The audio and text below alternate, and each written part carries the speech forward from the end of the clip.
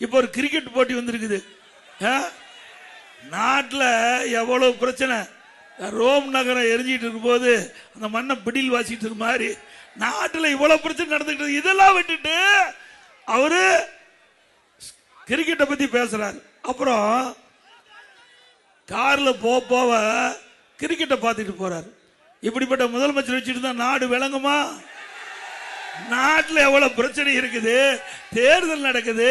இந்த தேர்தலில் என்ன செய்வோம், மக்களுக்கு என்ன பிரச்சனை அப்படின்னு தெரிஞ்சு அதுக்கு ஏதாவது செயல்பட்டா ஒரு நல்ல முதலமைச்சர். அதை விட்டுட்டு இவர் கார்ல போயிட்டு இருக்கிறது, நம்மோட பத்திரிகையாளர் கூட இருக்கும், அதை படம் பிடிச்சு போடுறாங்க. அதான் நாட்டுக்கு தேவை.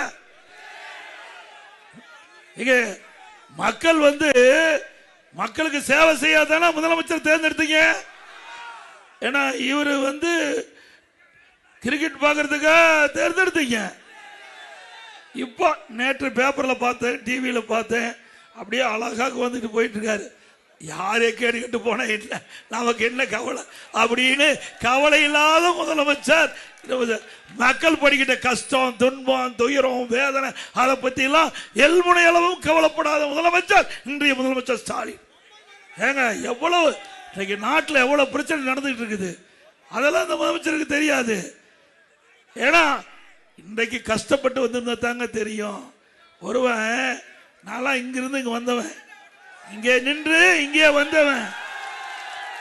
ஆக கஷ்டம்னா என்னன்னா அனுபவ ரீதியாக நாங்கள் உணர்ந்தவர்கள். ஆனா அவெல்லாம் செல்வ செழிப்பில் வாழ்ந்தவர், கஷ்டத்தை பற்றியே உணராதவர்.